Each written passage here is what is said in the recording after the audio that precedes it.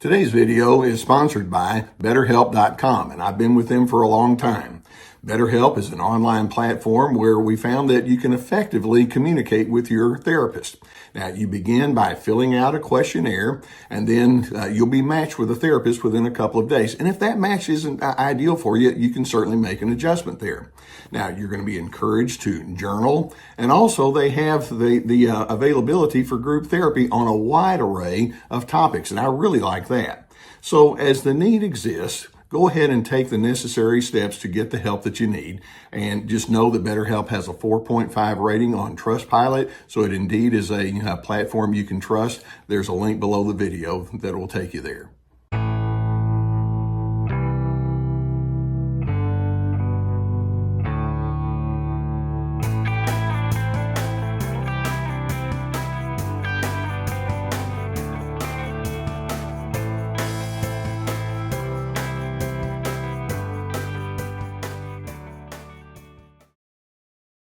One of the things that I have learned through many years of counseling with individuals in my therapy office, and then also through my public life, interacting with many people on a lot of different issues, when you're tangling with a narcissist, it can actually feel like you're inside a form of psychological warfare. And I think most of you know what I mean. The narcissist has such a need for control. And when I say that, that's probably not a strong enough word. They want to be dominant. They want to be overpowering. They like being in the winner's position over you. And as a result, they will designate you as the loser in any kind of interaction you're going to have with that person. Their beginning point is, I'm right, you're wrong. I must dominate you. Vulnerability does not work for me. And when you come against me, I'm going to make you regret it. Narcissists very easily will engage with you with a punitive mindset. I'm going to punish you. I'm going to make you feel sorry you ever came against me. And when you assert yourself, they're just going to come on even more strongly. They can have ugly and insulting anger as part of their punishment mentality. They can run a smear campaign against you, sometimes directly to your face, sometimes secretly behind your back. They'll have various messages of non-cooperation. They can withhold all sorts of things, whether it's favoritism or appropriate sexual interactions, or they can withhold money. They can withdraw. They can ignore you. There's all sorts of different ways they'll say, I'm going to punish you. I'm going to make you feel sad that you ever came against me. The narcissists, as they go into this punitive mindset, have the goal of humiliation.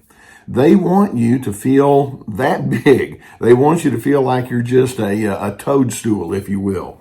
They want to create pain. It's like, yeah, the more you hurt, then maybe you're going to think 2 or 3 different times down the road about coming against me. And they like to create what I would refer to as a caste system, a hierarchy. And of course, you know that you're not going to be in the upper caste. You're going to be in the lower caste. You're going to be on the low end of that formula. That's how they operate, and that's how they think. And so the question that I receive from many individuals is, well, is it appropriate when the narcissist has this punitive, punishing attitude towards me? Is it appropriate for me to punish the narcissist? Give them a taste of their own medicine. Now, sure enough, the narcissist wants you to believe that you're a nuisance, you're a loser, they dehumanize you, and you want to come against that, you want to take a stand there, but is punishment towards the narcissist the right way to go? Now, I'm going to go ahead and play my cards right up front and say I don't think so. There are multiple ways that you can try to respond to that person. Some people go into high appeasement mode, and they just it's kind of like they kowtow to the narcissist. Yes, sir. Yes, ma'am. I'll do anything I have to do to keep you off my back. Some people do that, but in general, as far as proactive options you have, punishment is one of the options. You can try to make them have to pay for all the deliberate kinds of things that they do. The problem with that is the narcissist is going to think, game on. You want to try to play that game with me? I've already proved that I'm very good at what I do, and they're going to just come on even stronger. Another option you have proactively is you can try to discipline the narcissist. Now, discipline in its classic sense comes from a root word that means to teach. And it's like, let me explain to you, let me educate you about who I am and what the appropriate ways of doing things are. And one of the things that I've learned through the years, and you've probably experienced this as well, is narcissists don't want to be taught. It's like, hey, you think you can teach me something? I got a few things I can teach you. How about this? And they just kind of shove you around and all.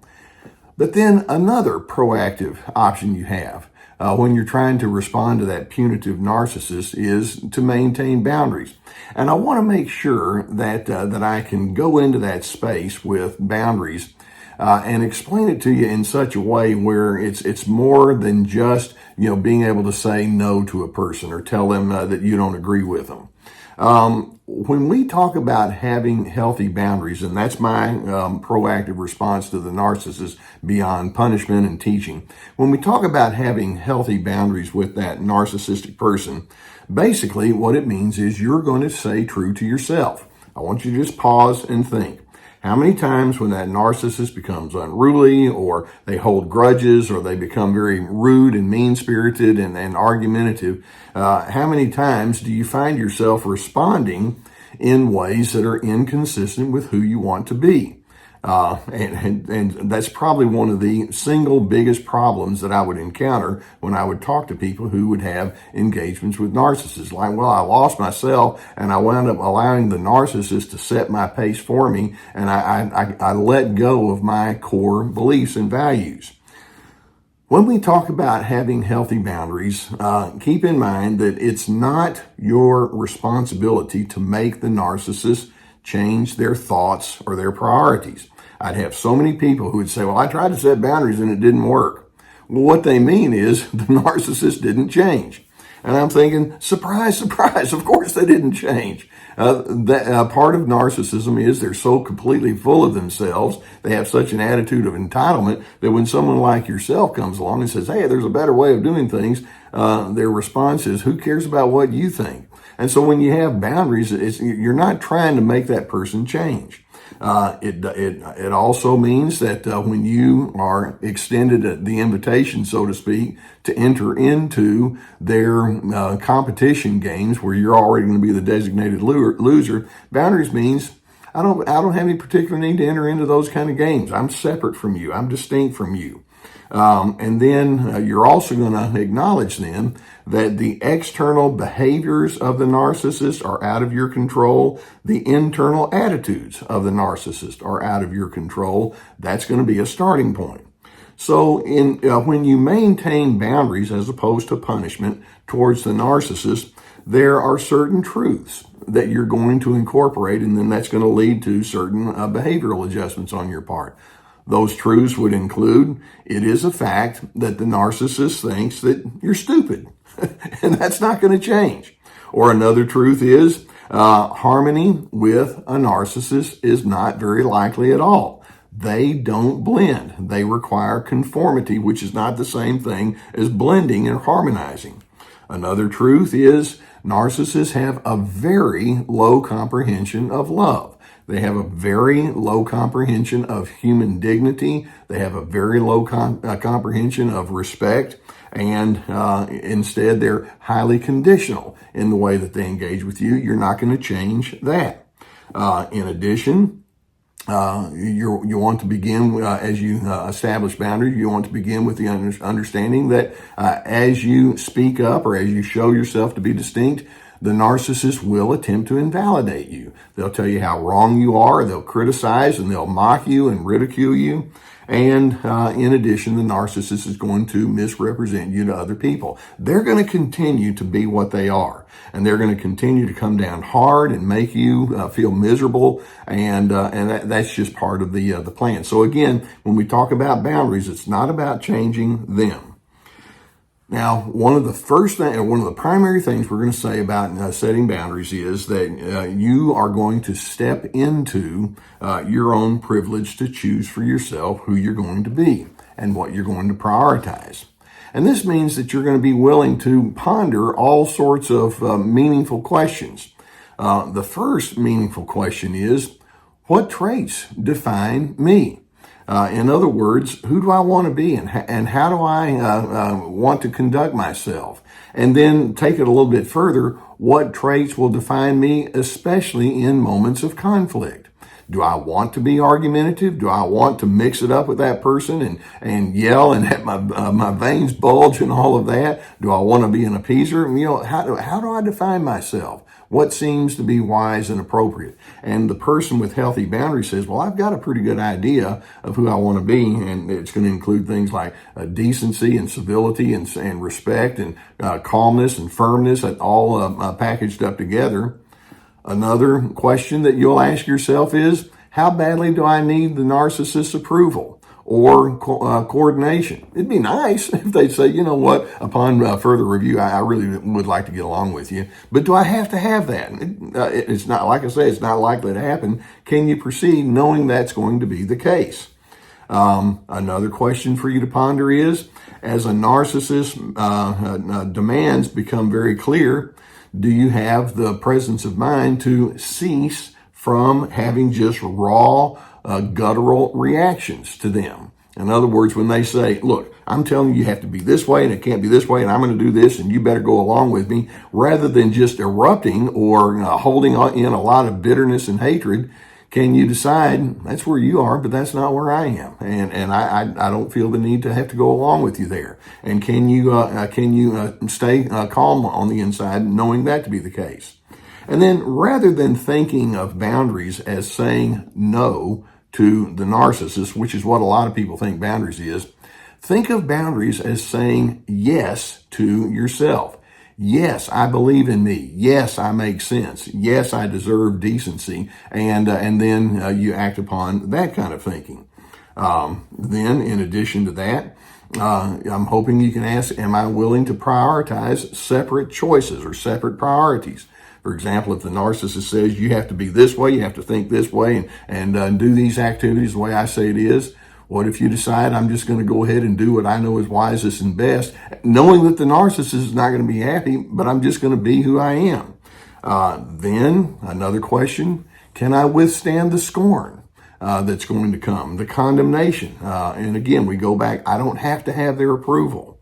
And then you want to ask when, probably not if, but when the narcissist becomes completely unmanageable, am I willing to enact a self-protective plan? Now, this is where we differ from the punishing style. This means that you can follow through with healthy consequences. You can have your own stipulations about what you will and will not go along with, and you can seek counsel and encouragement from people who understand you and support you and all of that. So, should you punish the narcissist?